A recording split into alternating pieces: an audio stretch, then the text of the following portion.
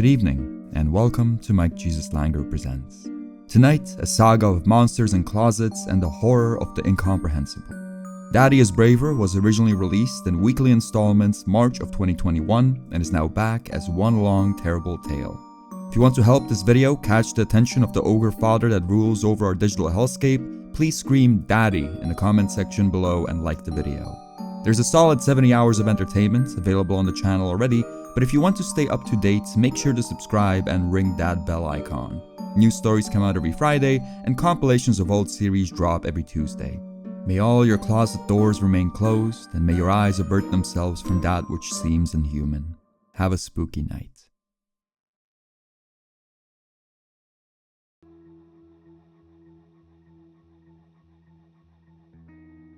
Past the blaring light of the hallway, I could only see her silhouette. "There's a monster in my closet," she said. My wife was more awake than me. She started to get out of bed. "No, My daughter said. you don't go, Mommy. Daddy's braver." Peter, you hear that? Apparently you're braver. My wife mumbled as she slid back into the covers. I am, I said. The girl took after her mother with her overactive imagination. This wasn't the first time our daughter had woken us up in the middle of the night with abstract fears, and I feared it wouldn't be the last. As I dug my slippers out from beneath the bed, I convinced myself that with a bit of rational thinking, I could put an end to these 2 a.m. wake-ups. "It's the squiggle again," she whispered, dangling her legs from the bed. The squiggle was just another in a long list of creatures that would hide in my daughter's closet.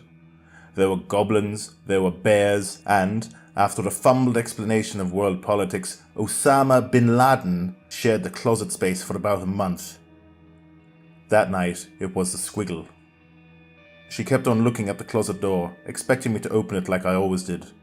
But I didn't. Instead, I sat down next to her on the bed. "Can you describe the squiggle to me, Annie?" I said. She looked back at the closet as if she was asking for permission to speak. "It doesn't feel real. She finally whispered. "Well, Annie, that's because..." It's like spaghetti, but with ice, and it's on fire." Her eyes were filling up with tears again. "Doesn't feel real. It's like a drawing that no one should ever draw. It doesn't feel real." Annie, have you ever considered that the squiggle doesn't feel real because it isn't actually real?" "What does consider mean?" she asked, wiping her tears. It's when you think about something really hard. It's when you think about something you thought was true, but you think about it really, really hard and you realize it's not true. The thoughts of the closet drifted from her face. She was no longer a scared child. She was a young mind trying to make sense of the world. "Do you ever consider things?" Yes, I said. All the time. "And does it help?" When I was about your age, your grandfather used to take me to the lake every weekend. One time, while we were out swimming, he told me that there was an angry octopus inside the lake that ate little boys. I got so scared, and I refused to go back in the water. "And was there an octopus?" No. Your grandfather was just playing a trick on me. There was never any octopus in the lake, but I didn't believe that. The octopus felt real to me, and after hearing my grandfather's story, I was sure I could feel the octopus in the water. I was sure he was there. "But then you considered that he wasn't there." My daughter said, thoughtfully. There was an awe in her voice, as if I had revealed some grand cosmic secret to her. "You considered, and you weren't scared anymore." A bit of the summer breeze drifted in through the open window. My daughter no longer seemed scared. I felt like a good dad. Do you want to consider that maybe the squiggle is just a figment of your imagination? "What's a figment?" It doesn't matter. Just consider that there is no monster in your closet. "Okay." She shut her eyes in concentration. For a moment she struggled with her thoughts, but then her eyes opened. She smiled. "Thank you, Daddy." Outside, the sky was a chaotic smattering of stars. Somewhere off in the distance, a police siren crawled into the night. I was the only one looking at the closet. Not scared anymore? I asked. No, I consider that this squiggle might not be real, and now I'm not scared. Great, I said and got up. Good night, Annie. Good night, Daddy. She pulled her unicorn covers over herself and shut her eyes. I looked at the closet. It was covered with cartoon horse stickers that had fused themselves into the wood. The closet would forever remain covered in ponies. It perplexed me how anyone could be scared of such a harmless piece of furniture. Hey, Annie, I said, eyeing the closet handle. Want me to check inside the closet? She sat up in bed, confused. Why? There's nothing there. Another rush of pride went through my lungs. The talk had gone better than expected. For old time's sake, I said. She laughed at me as if I was ridiculous for suggesting that something might be in the closet. But she sat up in bed to get a better view. I grabbed the handle and prepared to swing the door open in a theatrical fashion. But I couldn't. I was positive that there was nothing in the closet. I knew that the squiggle was just a product of my daughter's imagination. I even found the idea of spaghetti and eyes to be a bit funny. Yet somewhat deep within me, a primal fear bubbled. I was consciously aware that the closet was empty, but there was doubt in my heart. Daddy? She asked. Are you scared? No, I said, I'm not scared. I pulled open the door and defiantly stared into the abyss of tiny dresses and coats. For a brief moment, my chest calmed. For a brief moment, my rational mind took control and chastised me for being overly dramatic. But then, in the darkness of the clothes, I saw movement. I saw it. I saw that blasphemous monstrosity which confounded my entire perception of the universe. I saw that horrid nightmare pried from the depths of God's fevered dreams. I saw the squiggle. The visage of the corroded flesh stole the blood from my face. Its sickly eyes stared deep into my soul. My knees became weak. I couldn't stand in the same world that the monstrosity existed in. The unwilling pressure of an incoming faint pushed my body off balance. Before the curtains of reality came down, I remember swaying towards the closet. My face became intimately familiar with one of the cartoon horse stickers my daughter had attached to the furniture. With a dull wooden thud, I lost consciousness.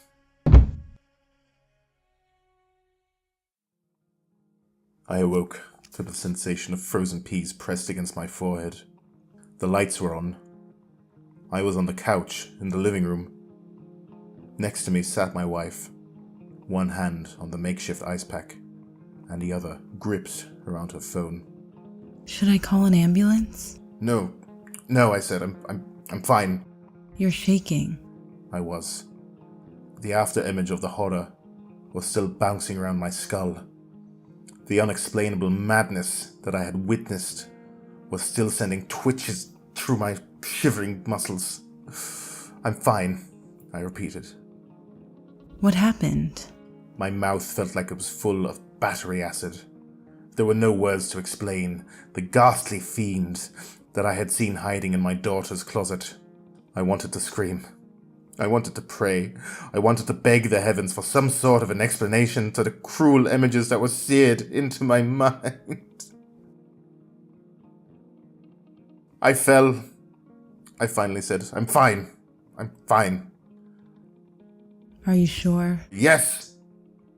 She lifted the frozen peas off my forehead. Doesn't look like you'll need stitches. Good, I said. I wasn't there. I wasn't sitting on the couch being tended to by my wife. I was somewhere else. I was standing stark naked before a cruel world I never knew existed. A horrible blizzard of incomprehensible shapes was freezing my bones. I was a frail worm face to face with the Goliath of the abyss. I was nothing in a world that meant me harm. Yet suddenly, past the fear, past the soul-shattering features of the abomination, something recognizable took hold. A familiar worry grasped my being. I sat up on the couch. "Where's Annie?" Sleeping. My wife said. I came as soon as I heard the crash. The blood from your cut scared her for a bit, but she was tuckered out enough to fall asleep. I got up and moved straight towards my daughter's bedroom. My fear of that horrid creature had not passed. With every step towards her room, my jaw clenched tighter and tighter, but my legs carried me regardless. I needed to make sure my child was safe.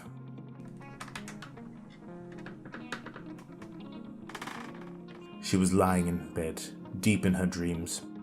The unicorn covers were pulled up over her face. Her closet was shut.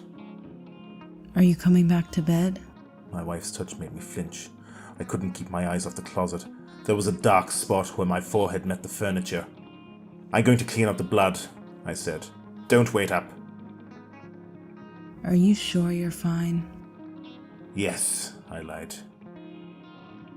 The damp cloth from the kitchen didn't make a difference. I was too late. My blood had soaked into the cartoon horse sticker. The red splotch would be a permanent feature of my daughter's closet. It would always remind me of what I had seen. I had considered whether the creature I had seen could have been a byproduct of lack of sleep, but the thought refused to take hold. The body of the creature had managed to seem both impossible and unavoidably real in the same stroke. I knew that I could not sleep unless I convinced myself the horror had never been real to begin with. With my mind turning faint again, I touched the handle of the closet. My vision was starting to blur. A familiar sound of static started to buzz around my ears, but I didn't let go of the closet door. I needed to confront reality. I needed to believe that the squiggle wasn't real. The empty closet did not lighten my heart. It simply reminded me of what I saw. It simply made the memory of the burning bush of flesh and eyes shine brighter. The squiggle ran away. She looked at me from her unicorn bed. There was a calmness in her voice which suggested the hellspawn we had both witnessed wasn't a thing to worry about. "You saw it? You saw that thing?" She nodded her head. After you hit your head on the closet, it crawled over you and jumped out the window. "Crawled over me?" I yelled, louder than I should have. I could hear my wife switch on the lamp in the bedroom. Yes. My daughter replied casually. The squiggle went over your tummy and out of the window. It's okay. It's not real. The thought of those wet strands crawling over my body made me feel incurably violated. My abdomen was no longer my own. It belonged to that horrible nightmare. "But you saw it, Yes. and you're not scared?" No. she said, smiling. I considered whether the squiggle was real, and now I'm brave like you. I wanted to grab her and tell her she should be scared. I wanted to tell her that what she saw, what we both saw, was something that should inspire whales and despair. But her innocent smile made me turn away. Her fragile mind had made peace with the squiggle. I was the only one being haunted. "Good night, Annie," I said, closing her window and locking it. Good night, Daddy. She replied, descending back into her blanket. My wife was standing in the doorway of the bedroom, concerned. I told her I couldn't go back to sleep. I told her I needed to be alone. I told her I was going to watch some television. The screen is turned to the static of a dead channel. The ashtray is full and the bottle half empty. We live in a universe that means us harm. We live in a godless world where unearthly abominations hide in little girls' closets. Regardless of how much I drink or how hard I try to rationalize, I cannot convince myself otherwise. All of the windows in the house are shut and locked, but I can hear the birds starting to sing outside. A new day is starting, but I am unable to face it. I cannot carry on knowing that that thing is somewhere out there crawling through the grass. I drink more, praying that the liquor will help me forget. I drink more, desperately hoping I will be able to convince myself that the abomination was a trick of the eye. I drink more, knowing that it won't help.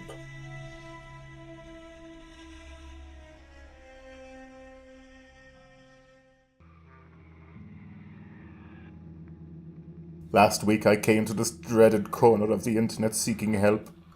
I told all of you faceless strangers about the horrors that were hiding inside my daughter's closet.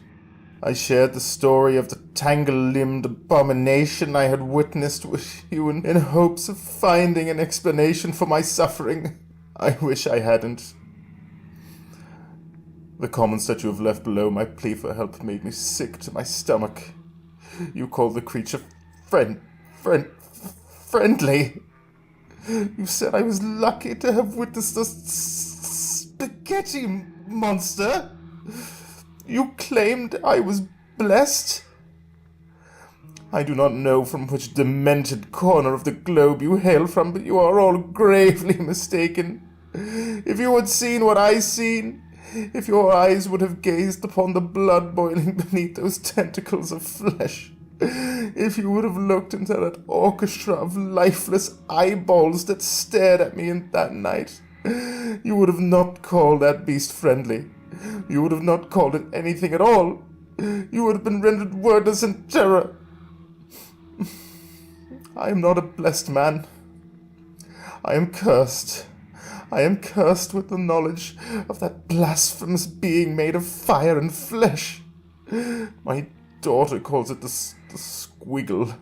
But whatever the true name of that creature is, it is never meant to be uttered by mortal lips. When I read your ridiculous assertions last week, I promised myself I would never set foot in this corner of the digital realm again. But I have returned. The only thing that kept me sane over this past week has been the thought, the hope, that seeing that gruesome monstrosity was a once-in-a-lifetime flash of terror. Each night I prayed that I would never be faced with that wiry creature of flame again. I almost started to believe that one day I would forget that heinous sight. But tonight those illusions were crushed. I've seen the creature again. I've seen the creature again, and screaming my witness into this pixelated campfire is the only way I can hold on to the shreds of sanity I have left. Annie, Daddy is tired. He can't come right now. I was waking from a restless sleep. Reality was numbed with alcohol and sleeping pills. Yet past the muffled emptiness of my soul, I could hear my wife. If you're scared, then I can go. But Daddy needs to sleep right now. No, I heard my daughter say. I need Daddy. He's braver. Past the blaring light, I could only see her silhouette, a glowing black angel of horrors to come. Is it the squiggle? I asked. Pete, don't. You need to sleep. You need rest. I ignored my wife. The chemicals in my blood dulled the fear. Is it the squiggle? I repeated. Yes, My daughter said. the squiggle is hiding under my bed, and I'm scared. I leapt to my feet and stomped my way to the wardrobe. My diminished mental state freed me of rational thought. Deep inside, I knew the enemy I was about to face was beyond my means. In my heart of hearts, I knew no amount of violence would have an effect on that glowing nightmare. Yet my primal brain took control. I wanted to protect my family. I wanted to protect my child. Jesus Christ, Peter, what the fuck are you doing? My wife yelled. I'm going to put an end to this. She looked like she was about to scream again, but the sight of the short silhouette in the doorway tempered her emotions. Have you lost your mind? What the hell is the bat for? I gripped the aluminum club to my hands. To put an end to this, I said. I'll be back shortly. Daddy, She asked as we stood in the doorway to her room. is this squiggle real? No. Annie's brow furrowed. Then what's under my bed? I don't know. The room was still. In the pale moonlight it looked calm even. Yet the remnants of blood on my daughter's closet stirred chaos in my being. For a moment I considered turning back. For a brief interlude in my adrenaline-addled madness I saw reason. But the anger soon rushed back. There was a creature beneath my child's bed. It was a danger to my family. It was a danger to my sanity. It was an affront to the pure fabric of reality. I vowed to destroy the crawling fever dream through the most primitive of means. Shut the door and go to your mother, I said. She didn't move. My daughter's eyes bounced between my face and the baseball bat I was holding. Daddy? She finally asked. Are you scared? No, I lied, trying to avoid the tremors in my arms. No, I'm not scared. Now go to your mother. The door shut. I was alone. I was alone with the thing beneath my daughter's bed. I opened the window. The creature would either flee or die. Somewhere in the distance of the dark neighborhood, a dog barked at the moon. The fresh air drifting into the room steadied me somewhat. Her unicorn covers draped over the sides of her bed. I was standing on my own in what looked to be a little girl's bedroom. But I knew I wasn't alone. I wasn't alone. I knew that beneath those happy, malformed horse cartoons, something horrid awaited me. With a deep breath and feet planted firmly on the ground, I lifted the edge of the covers with my baseball bat. Light. From beneath my daughter's bed came a light. It was a mere echo of that horrible crimson glare which had burnt at the monstrosity's core, but the light still fortified my tremors. Beyond any doubt, I was certain that the thing my daughter called the Squiggle had returned. I was scared. My mind filled with the razor-sharp memories of the week prior, and my knees started to buckle in fear. I was so desperately scared, but I buried that fear. I nudged the frame of the bed with my baseball bat. I did so with bated breath. I was certain that the horror would leap out as soon as I rustled its hiding place, yet no sudden movement came. Instead, the thing simply stirred. I could hear its distressing limbs rubbing against the linoleum. The images that my imagination brought forth made my palms sweaty. I swung the bat at the bed frame as hard as I could. The creature beneath the bed rustled once more, but it refused to leave its hiding place. I could hear my wife calling my name. She wanted me to stop. She wanted me to return to the bedroom, but there was no turning back. I locked the door and I swung my bat once more. The impact reverberated through my teeth. I slammed down my metal club again. With every frenzied hit that I delivered, the writhing beneath the bed intensified, yet still no creature presented itself for battle. Behind the door, my wife yelled at me to calm down. The hound outside howled into the dark night. Beyond my aching palms, a world existed, yet reality was punctuated by the sounds of impact. Cheap metal against flimsy wood. I was nothing but a frail mortal destroying furniture with sports gear, yet an inarticulate rage, stained with panic and hopelessness burnt at my core. I convinced myself I could defeat the creature. I convinced myself that I stood a chance against the perplexing form of the unknown. With every hit of my weapon, the lie that I had been telling myself strengthened into a facsimile of truth. I was starting to believe that I could face the abomination, that I could protect my family. Yet the light, the horrible shine that rustled beneath my daughter's bed, even a glimpse of that horrid glow was enough to make me want to flee. I shut my eyes and swung once more like a soldier leaping out of a trench towards no man's land. I gave up all semblance of rationality and prepared my body for combat. My heart echoed in my ears like a frenzied war drum.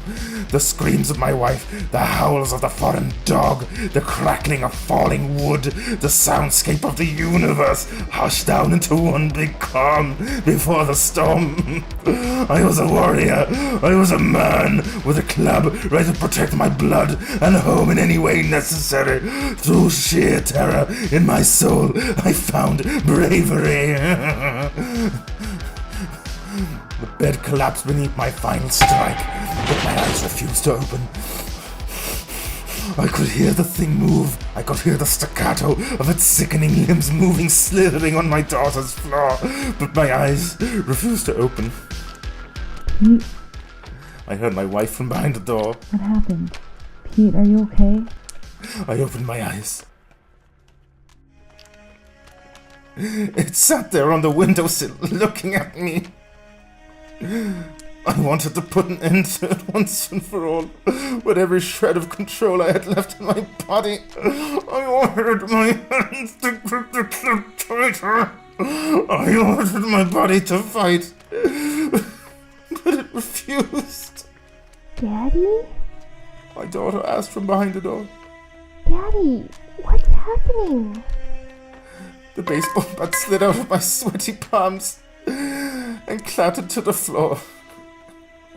I had been a fool to think I could face the creature in battle. I had been a fool to think I could even look at its unspeakable form without succumbing to madness. Past my tear-stained eyes, I could see the glowing beast crawl out of the window. It dropped into the bushes below in an almost imperceptible rustle. The nightmare was gone, but the damage it had caused was just irreversible.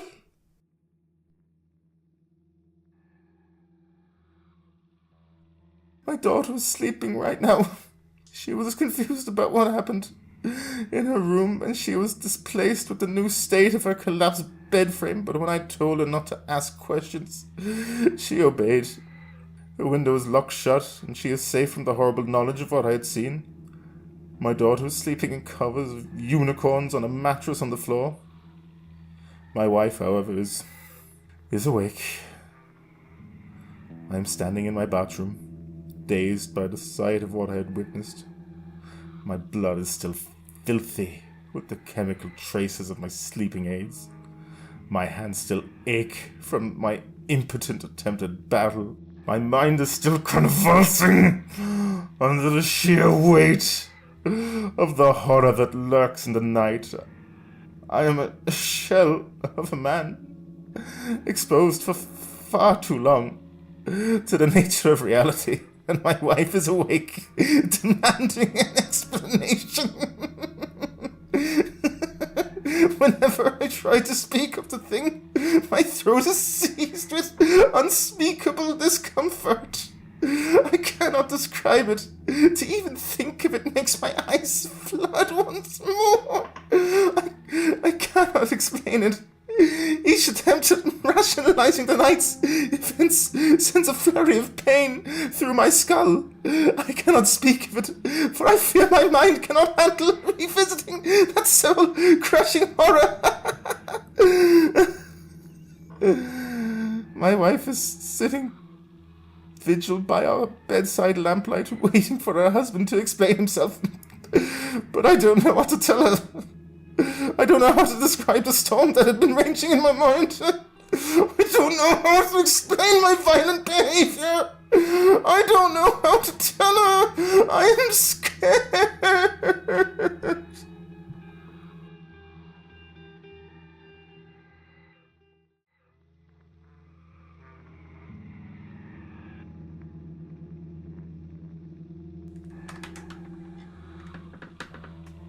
I emerge from the bathroom and tell her everything. I tell my wife about the night I peered inside of our daughter's closet.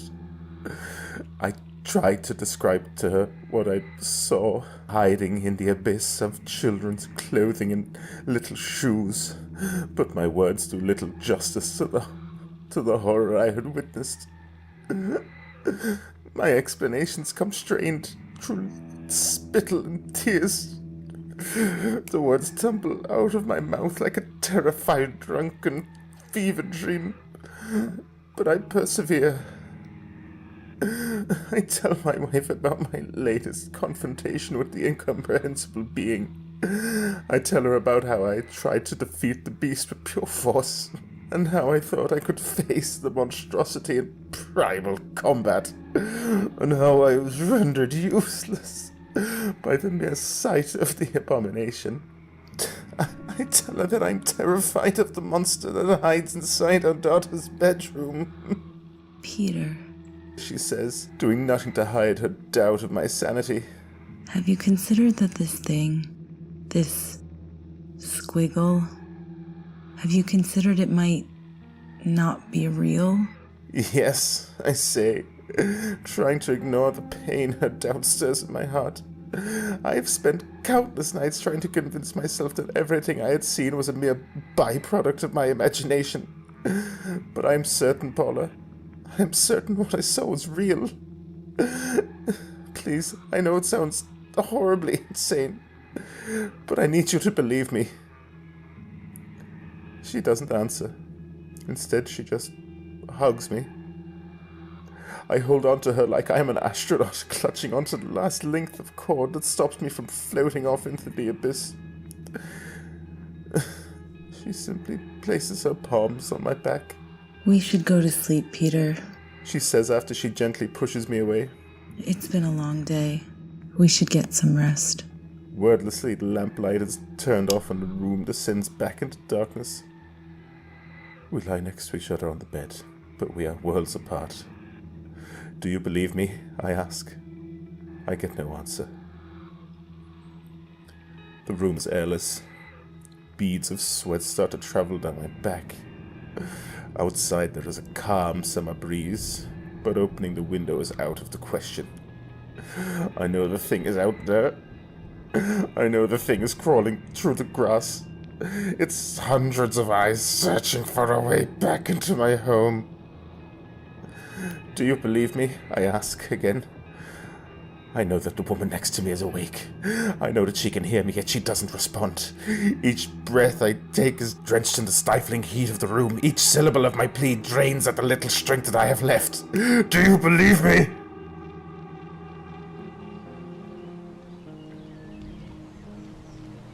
A gentle summer wind caresses my face. The sky is pitch dark, but the torch in my hand lights the way. I am back at a familiar cabin by the lake. The world is nothing but foggy silhouettes, but my feet know the way. I walk towards my father's lake house. The path crunches beneath my feet in an unfamiliar way. I am not stepping on fallen leaves. I am stepping on something else. I start considering lowering the torch to examine the path, but before the thought manifests into action, I see another light.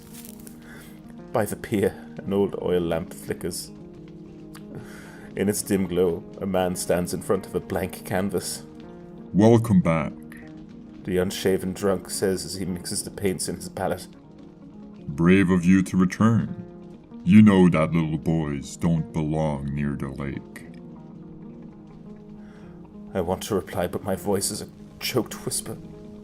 My feet start to tingle.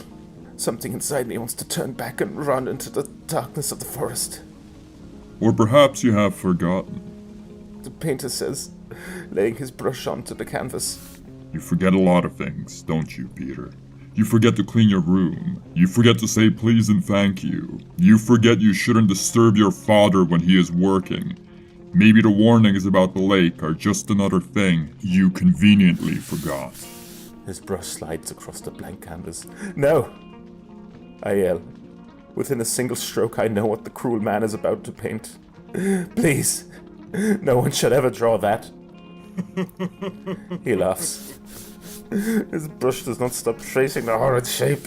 Little boy, you don't belong here. You don't belong at the lake. I feel something crawling on my legs, but the canvas is considerably more distressing. I push past the grizzled drunk and rip the painting off the easel. The oil lamp cracks beneath the force of the painting. Its open flame feeds fire. He laughs again. In the glow of the burning painting, his disdain for me is unmistakable. Are you not scared, little boy? Are you not scared of the octopus that lives inside of the lake? Something is crawling up my back, but I pay no mind. I lose all sense of my body. My horror consumes me completely. The fire does not consume the painting. It merely finishes it. Off the canvas, the creature stares at me with its many eyes. It reaches out to me with its shaking limbs. You should be scared, little boy. You should be terrified of the octopus that lives in this lake. You should be scared because you know what it eats.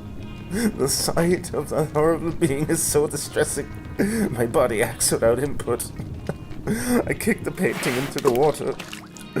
With a splash and a hiss, it disappears into the darkness. I'm not scared, I yell. I'm brave. He leans close to me. I smell the gin on his breath. You should be. He says. You should be scared because in this lake there lives an octopus, and that octopus eats little vermin like you. A sudden burst of light crashes through the dark night. The pond flares up in an impossibly hot glow. Around my feet I see insects and worms. The pier is covered in them. The pier is covered in them. Yet the writhing life around me quickly becomes irrelevant to what's happening on the surface of the water. The octopus has seen you now. You belong to it. Those writhing tentacles reach out from beneath the water. My body refuses to move. I simply watch as those eyeball-covered strands of flesh wrap around my limbs. Goodbye, Daddy. We're leaving now.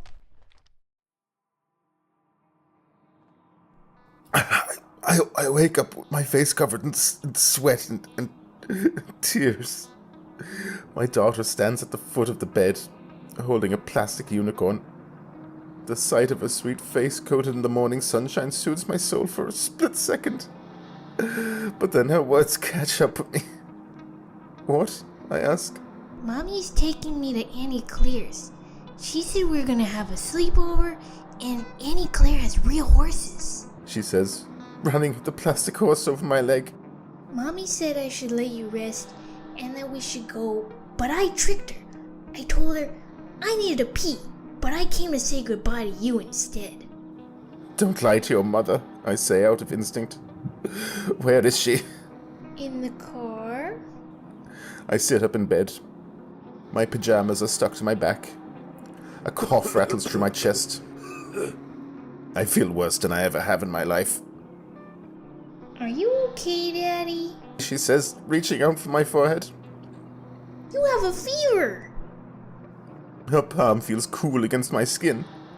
I need to speak to Mommy, I say, getting out of bed. Every muscle in my body aches. I'll be fine. I just need to speak to Mommy. She rolls up the windows as soon as she sees me. Before I'm able to speak, I catch a glimpse of myself in a side view mirror. The sight impedes my speech further. A man with sunken eyes and the complexion of a trained corpse stares back at me. I am no longer the person my wife married. Please, Paula. Please. I say when the words come back to me. I have not gone mad. You need to believe me. I need you to believe me. She keeps her hands gripped around the steering wheel. All of her attention is spent on the empty driveway. A cough stretches its way through my throat. My whole body shudders beneath its waves. When I finally gain my voice, it is nothing but a whisper. Please, Paula. I say, please. Please don't leave. She looks at me. From behind the glass, her eyes search mine for a hint of familiarity. They find it. Peter, I don't feel safe in the house. She says, her eyes turning wet. You drink constantly. I keep on waking up to find you muttering to yourself. You smashed up our kid's bed with a goddamn bat last night. And those insane rambles. I'm sorry, Peter. Annie can't sleep on the floor. I can't spend every second of the day worrying you might hurt her. I would never hurt her. I say, you know that, Paula. You might think I have lost my mind with this squiggle affair. But you know I would never harm our child. She knows I'm right. She can't sleep on the floor, Peter. Before I have the chance to reply, the backseat door of the car opens. My child climbs her way into her booster seat. When are we coming back, Mommy? She asks as she clips her little seatbelt. My wife searches my eyes once more. Her fear softens into sorrow. We'll be back when Daddy fixes your bed. Have fun with the horses, Annie, I say, choking back another cough. I will. She replies. Stay brave, Daddy. And so they drive off. I am left alone in the house. I am left alone with my fear. The box of tools is heavy in my aching hands, but I carry it regardless. When I reach the collapsed bed, however, I do not repair it. I simply collapse into the unicorn covers. The bed is far too broken, and the fever festering in my veins is far too draining. I close my eyes to rest. At first it feels like sleep is within reach. The pain in my muscles starts to muffle between the coming wave of unconsciousness. My fevered mind calms. At first it feels like sleep is within reach, but then I remember it! That horrid shape! That confounding nightmare! That portrait that should never have been painted! I remember the squiggle. My heart starts to race. A new crop of sweat pours over my back. I sit up. My daughter's closet looms before me, a cruel reminder of the horrors I had witnessed. If only I had shut the door the first night I saw the monstrosity. If I had been brave enough, the creature would no longer be an issue. I would have destroyed the closet, buried it, set it on fire, dropped it in a lake. I don't know what plan of violence I would have chosen, but I know that the squiggle would have been destroyed. If I had been braver, my family would still be with me. Instead, when I saw the creature, I fainted. The bloody horse sticker on the closet taunts me. With another phlegm-coated cough, I answer its call. I don't try to clean the blood away this time. I try to rip off the whole sticker. The task is harder than it seems. My short nails refuse to hook behind the glue. The paper holds firm to the wood. I know that removing the sticker will do nothing.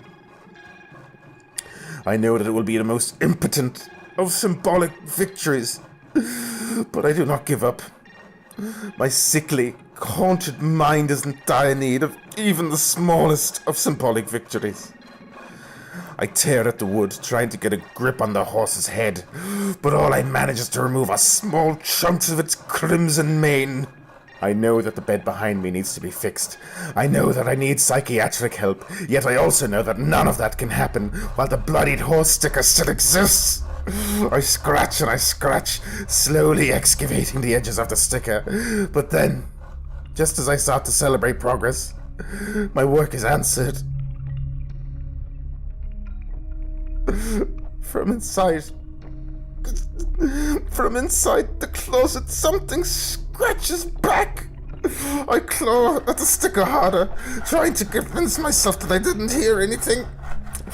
But the presence from the closet is unavoidable. A dozen limbs gently tap at the wood, inquiring to be let into the outside world. I lean against the closet door. I scratch harder. A madman in my heart screams about how the squiggle is just a byproduct of my imagination, that there is nothing on the other side of the closet, yet those screams do not last long. Those screams wither in panic when the strands of flesh emerge. They sprout like plants of fiery skin from the corners of the closet. They crawl towards my fingers, watching me with their wet stares. I close my eyes. I continue scratching. Until it's no longer possible. It wraps around my fingers and tightens. The grip is strong enough to cut off any attempted movement. The strand clears the layer of glue from beneath my fingernails and crawls beneath it. A stinging sensation travels through my finger and soon through my wrist. The door of the closet opens. I can't bear to open my eyes. I try to tug back my body from the grasp of the beast, but the escape attempt is half-hearted. I know there is no negotiation with the tentacles. As my second hand gets enveloped in the beast's moist grasp, I give up. It feels like chunky clumps of fat are traveling up my veins. An army of cold, wet fingers crawls up my chest. Another cough strains my throat. My mouth opens. The tentacles use the opportunity. They slither through my mouth like sentient gummy worms. They crawl through my ears, leaving behind faint ringing noise. They squirm under my eyelids and deep into my skull. The tentacles claim me fully, but I still hold on to the shred of hope that they are merely the result of psychotic breakdown. I hear a voice, childlike but forged in utter primal energy. Echoing through my soul, I hear a voice. Ah, you're real. It says, You know scare. You know food. You too many bones. The horror that is nesting beneath my skin tightens around my bones, as if it was trying to prove a point. You know food. Too many bones. Take me to Mama. I open my eyes. With the exemption of children's clothing, the closet in front of me is empty. Yet in a single tug of the spine, I find myself turning. I find myself taking fumbled steps. I find myself shambling out of my daughter's bedroom. The stairs prove a problem. I fall down. Twice. Yet the numb pain that spreads through my body is of no interest to my puppet master. After every failure, my body hoists me back up to my feet and continues to stagger forward. The longer the thing forces me to move, the more natural my walk becomes. By the time I leave my front door, my steps seem almost natural. There's people on the street. I try to get them to help me, to save me, to see that there's something wrong, but the squiggle allows for no pleas. Take me to Mama. It whispers as it forces my eyes to my feet. You take me now. The cement of the street gives way to a forest path. The only people that pass by me are the occasional jogger. I try to call to them, but my mouth refuses to open. I try to cough to catch their attention, but the thing beneath my skin simply uses the rattles in my chest to get a better grip. I try to get help, but soon enough, I give up. The world beyond my skin feels like it's muffled beneath a thick coating of broken glass. I have no control over my body. I am simply a broken mind being carried by incomprehensible forces. Mama. The thing whispers as it forces me to march to lands unknown. Mama, close. There is nothing to look at but my feet. The questions that fill my sickly mind are too terrifying to address.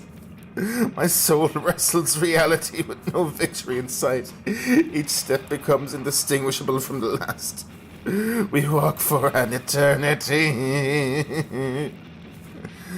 Crunch, the sun has set, but its dying rays still illuminate the forest path. Crunch, past the fever, past exhaustion, past the terror. I try to get my eyes to focus. Crunch, I'm stepping on cockroaches. Past the mud of the trail, I can see their sleek bodies trying to race ahead of me. With each step I take, they multiply. We are moving towards the same place. We are destined for the same fate. Mama. My feet stop at the edge of the path. The roaches before me continue crawling. They crawl to Mama. A torrent of coughs erupt in my chest. 1,000 pulsating veins. A fathomless flurry of cruel colors. A never-ending throat filled with dull teeth made of flesh. I cannot handle the sight of that terrible maw, but my head refuses to turn. Mama! Cries the voice in my head. The horrid hole growls. The trees around us shake at the grisly terror of its grunt. Mama! The thing inside me pleads. No food! Too much bone! My skeleton is gripped once more, tighter this time. I try to back away from the blasphemous sight before me. With every sinew of my being, I try to preserve my life. Yet my body refuses to budge. Mama, no! The thing inside me screams. Too much bone! No food! You hurt! Mama, no! My lips part, but no words leave my throat. Instead, a writhing mess of cold life travels out my jaw. Mama, too much bone! Too much bone! No eats, Mama, no!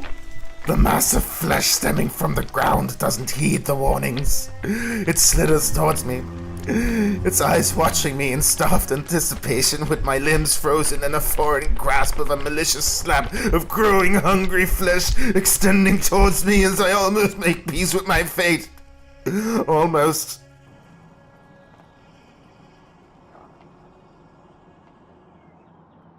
When we first moved into the house, Anna's speech barely surpassed a handful of syllables, but she was a nimble child.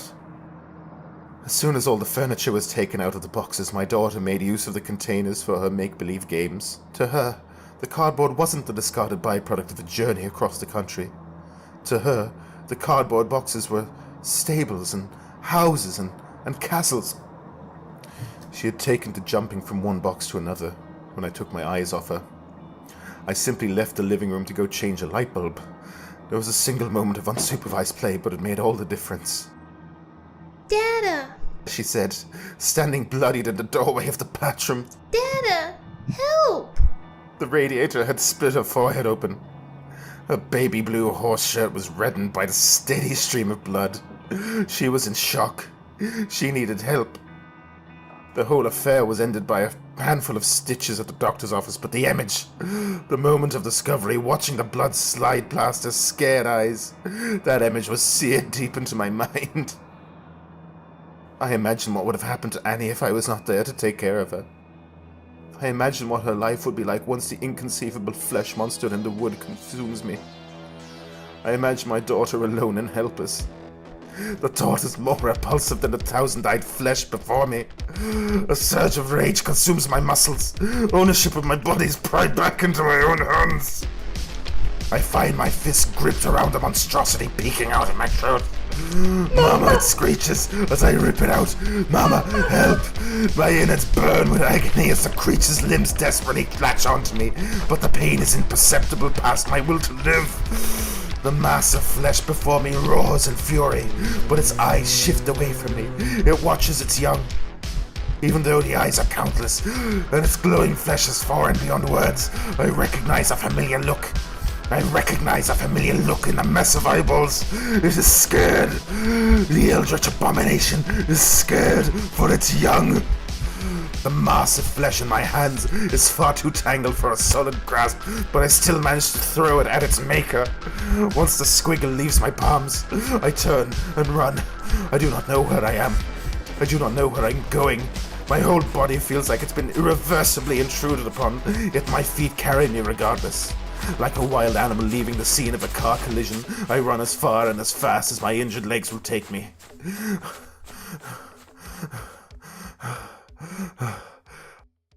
I wake up on my daughter's bed. For a moment I just lie there, staring at the sticker-covered ceiling, trying to make sense of reality. With bated breath I await another attack of panic and madness. I await more razor-sharp memories of the horrid beast and its progeny, yet none come. My body feels like a used rubber glove, yet the rattling in my lungs is gone.